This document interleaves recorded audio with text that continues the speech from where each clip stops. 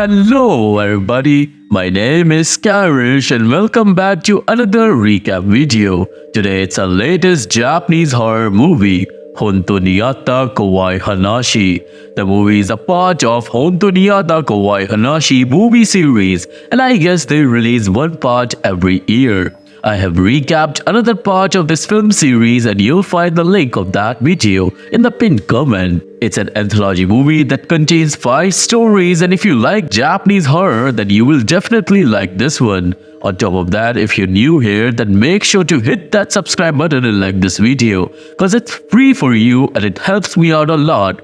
With that said, sit back and relax as I recap Honto ni Atta Kowai Hanashi 2024. The movie begins and the first story is named Kyokaku no Kekai, and it begins inside an abandoned warehouse. There were salt cones in there, and it's a thing to purify haunted places.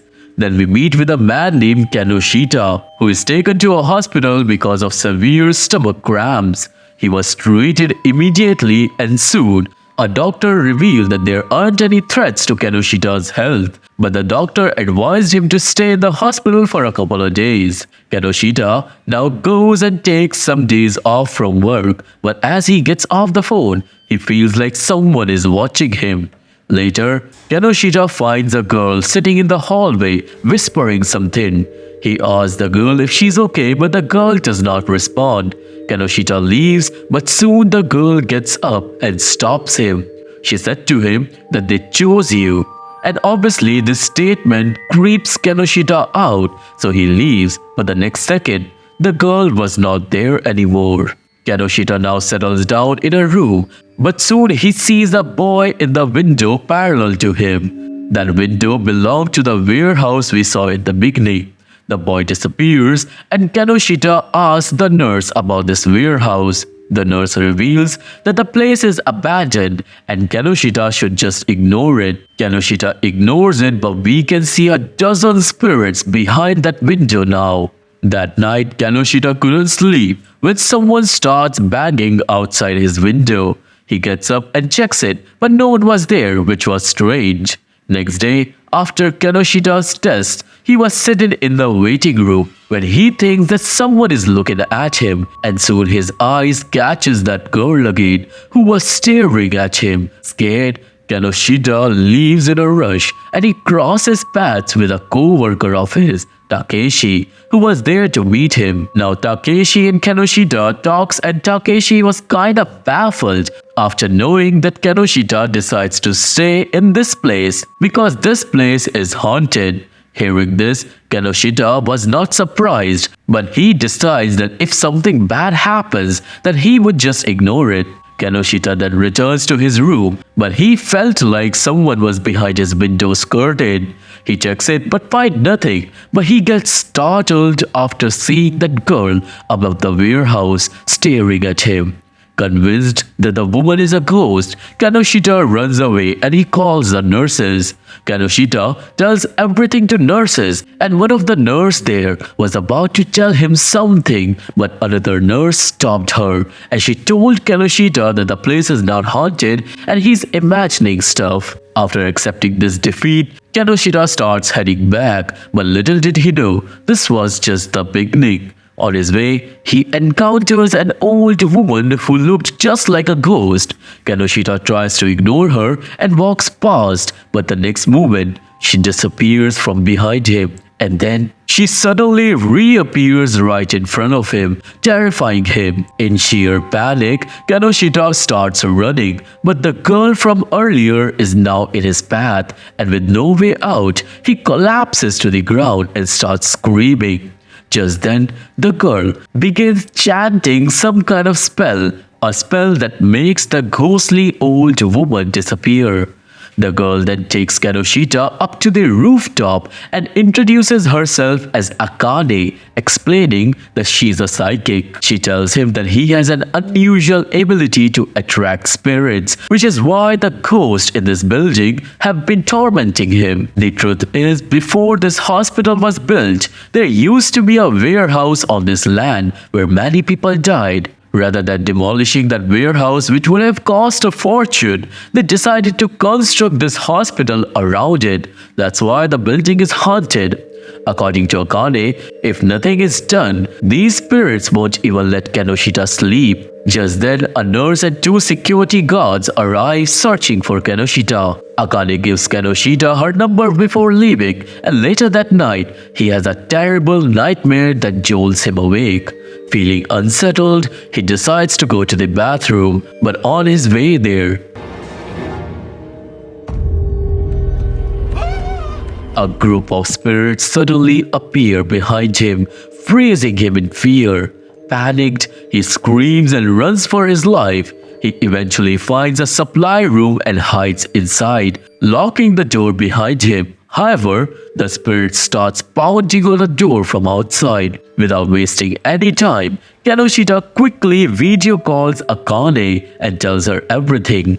Akane immediately casts her spell and the banging of the door stops. When Kenoshita steps outside the supply room, the demonic spirits have vanished. Now Akane tells Kenoshita that the spirits are growing stronger because of his presence and powers. To protect himself, she sends him a mantra which he quickly memorizes. But just then, Kenoshita starts hearing demonic voices again. Panicked, he runs and hides in the hospital kitchen, but the sound of footsteps is getting closer. Akane urgently tells him to grab water and salt from the kitchen, mix them together, pour the mixture into several bowls, and use those bowls to draw a vertical line near the door. This will stop the spirits from getting to him. Kenoshita follows her instruction, making the solution and carefully creating the line near the entrance. But as soon as he finishes, Akane feels a sharp pain in her head. The spirits have become even more powerful. And then, the kitchen door bursts open. Kenoshita tries to hide, but the spirits enter the room, and one by one, they knock over the bowls. When the last bowl falls, Kenoshita makes a run for it, but he can't get far. The spirits are right behind him, and out of sheer terror, he trips and falls. However, because the floor is covered in the salt water, the spirits can't attack him directly. But their power is so overwhelming that the kitchen starts shaking as if an earthquake is happening. On the video call, Akane starts chanting the spell, and this time Kenoshita chants along with her. Just as the demonic spirits are about to cross the boundaries, Kenoshita completes the mantra, driving them away for good. Without wasting any time the next day, Kenoshita begins prepping to leave this hospital. Before he leaves, Akane shows up one last time and casts another spell to ensure that the spirits don't follow him home. After that, Kenoshita rushes back to his house and never returns to that hospital again. Now the second story is named Mayanaka no Chime. This is the story of a man named Kenji who had recently moved into a new apartment. That evening, he was practicing a sales pitch to sell a knife. After practicing, Kenji went to bed, but he was abruptly woken up in the middle of the night by a strange sound of a bell coming from outside his apartment. Confused, Kenji called out to ask who it was, but there was no response. Worried, he decided to check, and when he looked through the peephole in his door, he saw a strange figure. Terrified, Kenji quickly grabbed a radish from the kitchen. Slowly he opened the door, but the figure had disappeared. The next day, Kenji went to talk to Mrs. Nakayama, his neighbor. He told her about what happened the previous night, but Mrs. Nakayama said she hadn't experienced anything like that. As Kenji was about to leave, Mrs. Nakayama gave him an eerie piece of advice, telling him that it would be wise to not go outside at night. That night, it happened again. Just after midnight, someone started ringing Kenji's doorbell. Kenji got scared, but mustering all his courage, he approached the door and asked who was there and what they wanted. From outside, he heard a boy's voice asking for help in a disturbingly creepy tone. Nervously, Kenji looked through the peephole, and what he saw made his blood run cold.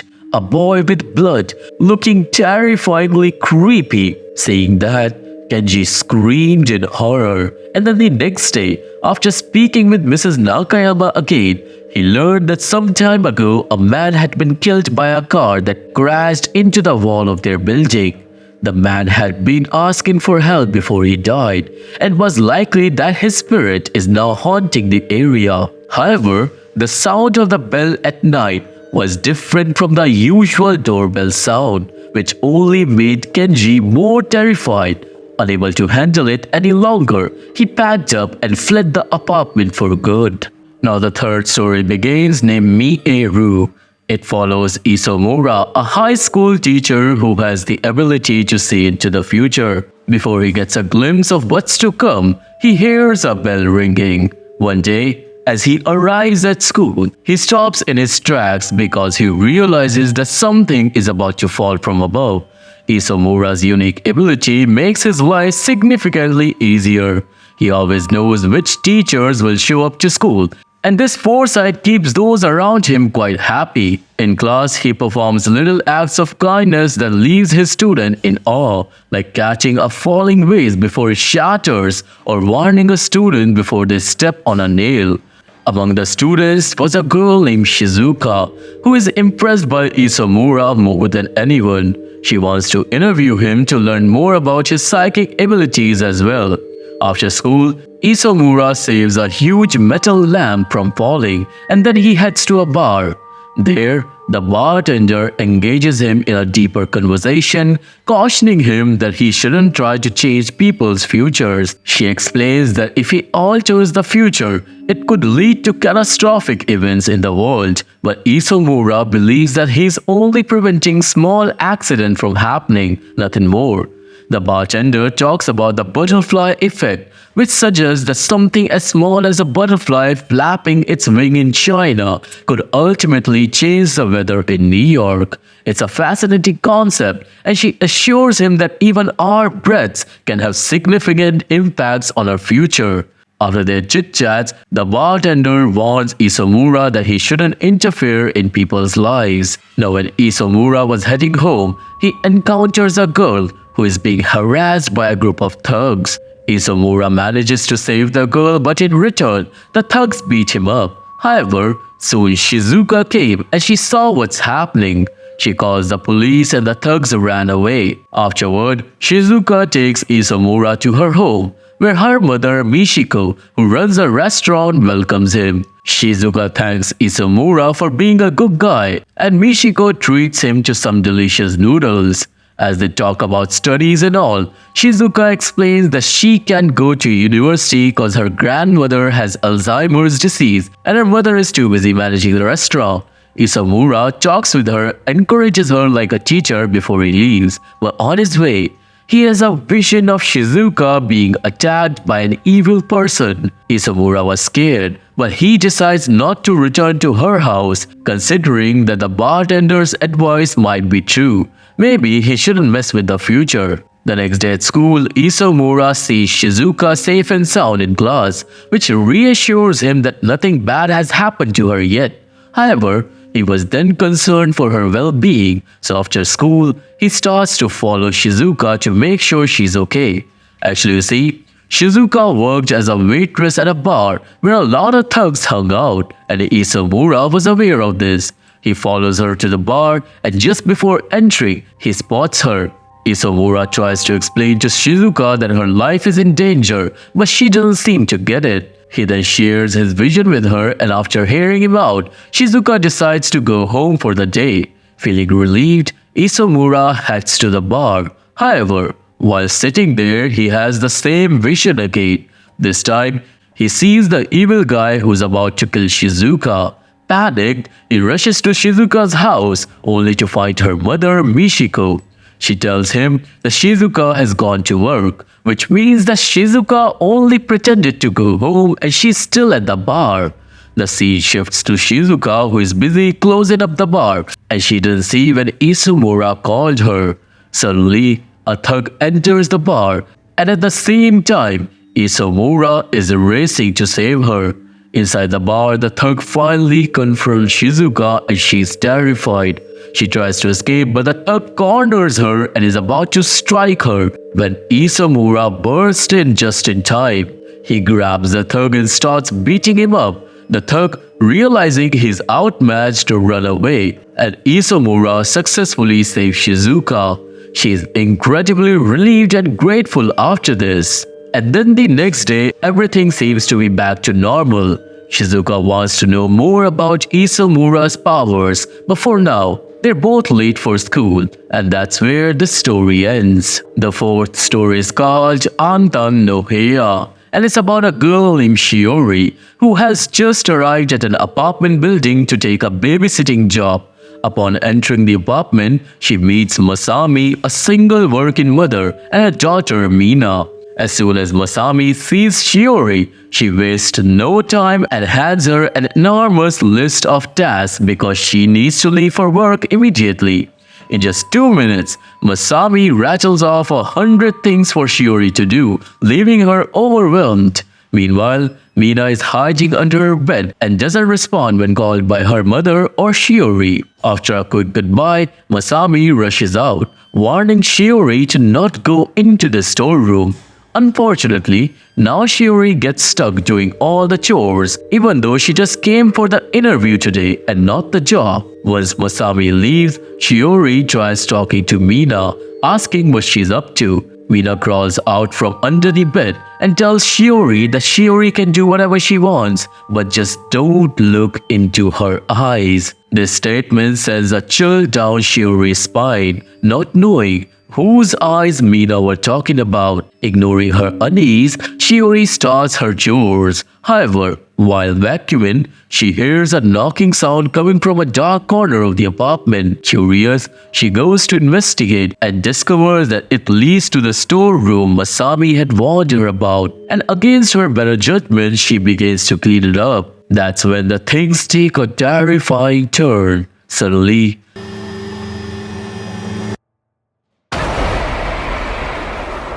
a demonic spirit materializes in front of her, hovering in the air with eyes that are incredibly menacing. Shiori screams and bolts out of the storeroom, finally understanding why Masami had told her to stay away from that room. After this, Mina approaches Shiori and then she shows her some drawings she made of that spirit. Shiori asks if Masami knows about this spirit, but Mina shakes her head, insisting that Shiori shouldn't tell her mom or else she'll get worried. And for now, Shiori agrees to keep it a secret. The next day, Shiori and Mina are hanging out in the living room, trying not to think about the storeroom. When lunchtime comes, Mina heads to her room, which is right next to the storeroom, but she doesn't come back on time, which Shiori soon notices. Shiori decides to check on her and finds the storeroom door ajar. When she goes inside, her heart drops because she sees Mina, who was about to jump off the balcony. Shiori immediately rushes over and saves her, asking why she would do something like that.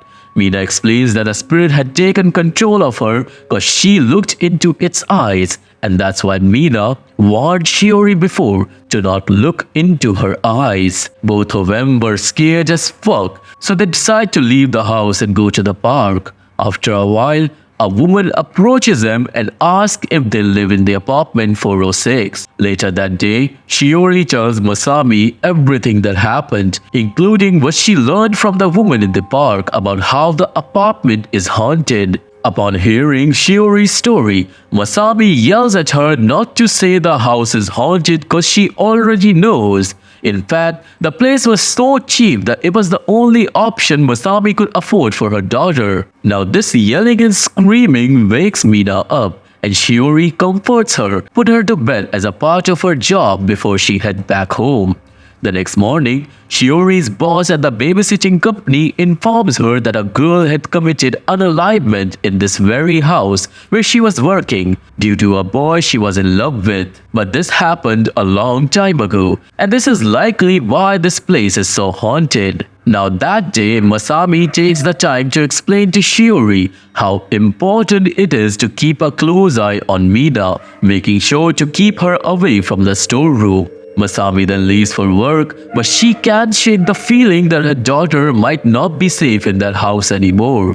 A little while later, Mina falls asleep during the afternoon, and Shiori ends up dozing off too.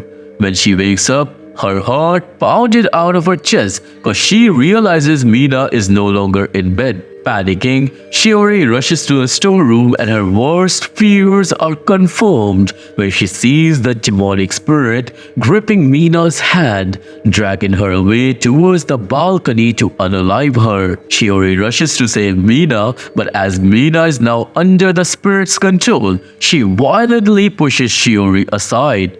In that moment, Shiori catches a glimpse into the spirit's eyes, and just like that, the spirit possesses her too. Now both Shiori and Mina find themselves compelled. They climb onto the balcony, but at the last second, Masami returns. She manages to save her daughter first, and then Shiori, and she realizes just in time that their home is demonic. Terrified, Shiori decides to quit her job and tells the family that they need to vacate this apartment immediately. A week later, Shiori receives a phone call with devastating news. Masami has committed unalivement in the same apartment. It seems like the evil spirit finally took someone with it. Shiori attends the funeral, feeling sad for Mina, but she knows she isn't responsible for her anymore.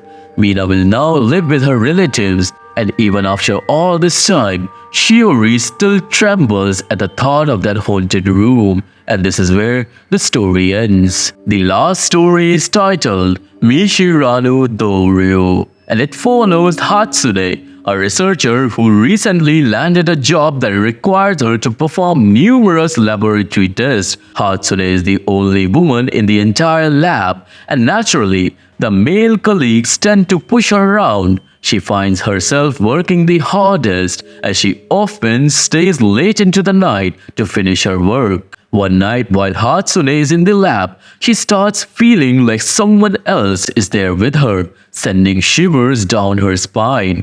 The next night, things take a strange turn. As she heads to the lab, she spots another girl wearing a lab coat. Excited to see another female researcher, Hatsune follows her into the lab, but as she gets closer, the girl suddenly vanishes. The following day, Hatsune asks her co-workers if a new girl has joined the team. To her surprise, they inform her that there are no other girls in the lab, leaving Hatsune feeling increasingly uneasy. Later that night, while working again, Hatsune has the unsettling sensation that someone is watching her. Curiously terrified, she goes to investigate, but then she was confronted by a horrifying ghostly figure.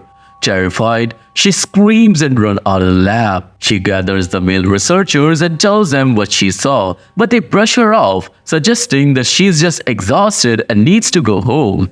A week later, Hatsune is working late again when a male scientist takes a chemical from right beside her.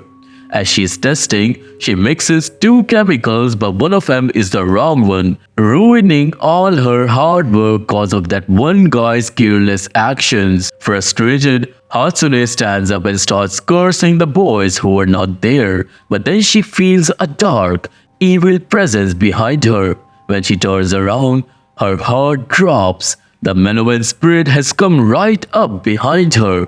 Terrified, Hatsune falls to the floor, but instead of focusing on her, the spirit suddenly turns its attention to someplace else. In that moment, a chemical packet falls from a shelf to the ground and the spirit disappeared.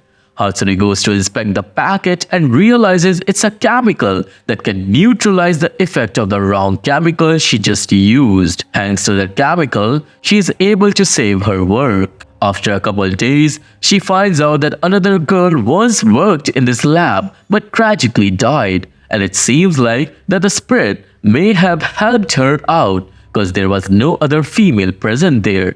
In gratitude, Hatsune places flowers in the lab and says a prayer for the spirit. And just like that, this movie comes to an end. So this was the recap video on the movie Honto ni Atta Kowai Hanashi 2024, and I hope you have liked it. If you have, then please subscribe the channel, like this video. I really need your support to grow further. If you want to watch this movie, there's a link to my Telegram channel in the description box. If that link does not work, just go to Telegram and put my channel's name in the search bar. You can find this movie on my Telegram after the next upload for 7 days only. So if you're watching this video after 7 days, you may have missed this one. If you don't want to miss more, make sure to subscribe and like this video. I'm mostly active on Insta, so you can follow me there as well. And look into my other channel where we discuss about the mysteries of the world. All the links are in the description box. For now, I see you all in the next one. Till then, stay awake, cause they always see you.